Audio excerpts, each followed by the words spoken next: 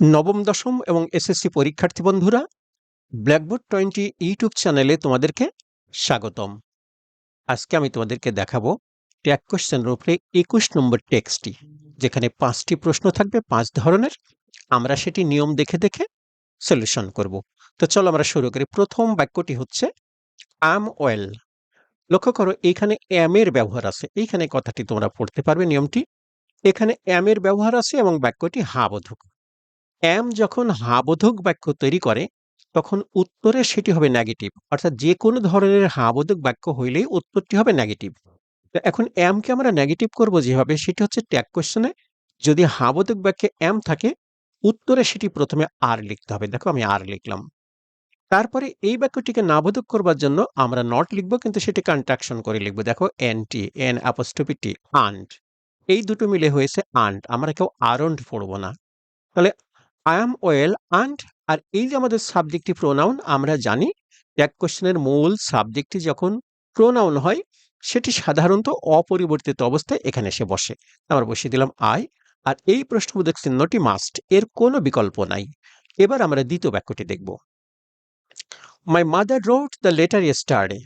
আমার মা গতকাল চিঠিটি লিখেছিলেন। লক্ষ্য করো, এখানে ভার্বের পাস্ট রূপ।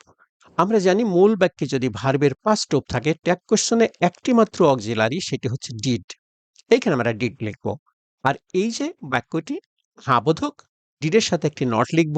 তাহলে ডিড লিখলাম, ডিডের সাথে নট লিখলাম, ডিডেন্ট। আর এই যে মাই মাদার, অর্থাৎ আমার মা, এটি হচ্ছে একজন মহিলা, যার পরিবর্তে আমরা লিখব হচ্ছে শি। আমরা জানি এদিকে নাউন থাকলে সেটি এখানে প্রোনাউন হবে, তা আমরা লিখলাম শি, এবং ইন্টারোগেটিভ সাইন মাস্ট, এর কোনো বিকল্প নেই। নাম্বার সিতে যাব।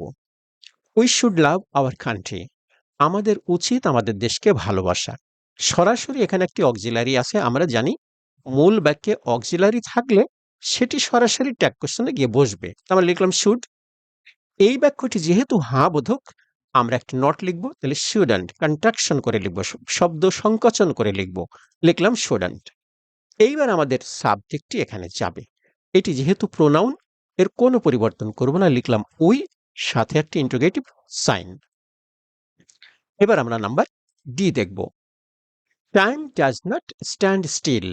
সময় স্থির থাকে না, সময় দাঁড়িয়ে থাকে না। এবার কিন্তু এটি না বোধক প্রশ্ন, তাহলে উত্তরটি হ্যাঁ বোধক হবে। তো এই যে আমাদের অক্সিলারি যদি দেওয়াই থাকে, সেটি সেখানে যাবে অক্সিলারি। এইবার আমাদের এই নটটা এদিকে লিখতে পারবো না, কারণ মূল বাক্যটি না বোধক, উত্তর হবে হ্যাঁ বোধক। মূল বাক্যটি হ্যাঁ বোধক, এই উত্তর লিখেছি আমরা না বোধক। উপরে তিনটাই মূল বাক্য কিন্তু হ্যাঁ বোধক ছিল, তিনটারই উত্তর আমরা না বোধক করেছি। কিন্তু এবার কিন্তু মূল বাক্যটি না বোধক, তাই আমরা উত্তর লিখবো হ্যাঁ বোধক। তাহলে এই ডাজের সাথে কোনো নট লিখবো না। এখন এই যে টাইম, টাইম হচ্ছে একটি নাউন ওয়ার্ড, এটা থার্ড পারসন সিঙ্গুলার, এর পরিবর্তে আমরা লিখবো ইট। আমরা জানি সিঙ্গুলার নাউন হলে তার পরিবর্তে ইট হয়, যদি বস্তুবাচক হয়। তাহলে এই যে আমরা লিখলাম ইট, সাথে একটা ইন্টারোগেটিভ সাইন। শেষ বাক্যটি, we shall hope for this. এটির জন্য আমরা আশা করব, এটির জন্য আমরা আশা করব। তাহলে যে শ্যাল, শ্যালটি এখানে যাবে। তো যেহেতু এই বাক্যটির হ্যাঁ বোধক, তাই শ্যালের সাথে কিন্তু একটি নট যাবে। তো এখন আমরা এই যে শ্যালটাকে কেন সংক্ষেপে এস এইচ এ লিখেছি, ডাবল এল কোথায় গেল? আমরা জানি শ্যাল, এইখানে যে আমরা শ্যাল লিখবো তার সাথে একটি নট লাগবে। শ্যাল আর নট তো আমরা আলাদা করে লিখতে পারবো না, এক কোশ্চেনে সবসময় এরকম কন্ট্রাকশন করে লিখতে হয়। তো শ্যাল আর নট কন্ট্রাকশন করলে হয় শ্যান্ড, অর্থাৎ এই ডাবল এল থাকে না। লক্ষ্য করো, আমি এখানে নট লিখলাম, দেখো শ্যান্ড। তাহলে শ্যাল থেকে আমরা কি নিয়ে আসি, S H A, double L নেব না। আর যেহেতু এটা নাবোধক করতে হবে, তাই নট। তবে এদিকে এইদিকেই যদি নাবোধক থাকতো, শ্যালের সাথে যদি এদিকে নট থাকতো, তাহলে কিন্তু এদিকে নাবোধক হতো না, তখন আবার শ্যালটা পুরাই লিখতাম। যাই হোক, আমরা শ্যান্ট লিখলাম, আর এই আমাদের সাবজেক্ট লিখলাম উই। তো বন্ধুরা, এইভাবে আমি তোমাদেরকে 37টি ক্লাস দেখাবো। ঠিক আছে? তো আশা করি এই 37টি ক্লাস নিয়ে, ক্লাস যদি তোমরা মনোযোগ দিয়ে করো, তাহলে ট্যাগ কোশ্চেন নিয়ে তোমাদের কোনো সমস্যা থাকবে না। তো আজকে আর নয়, এই ক্লাসটি দেখার পরে তোমাদের মুখের ভাব এমন না হয়ে, যদি এমন হয় 2 নম্বর পিকচারের মতো হয়, তাহলে কিন্তু লাইক কমেন্টস করো।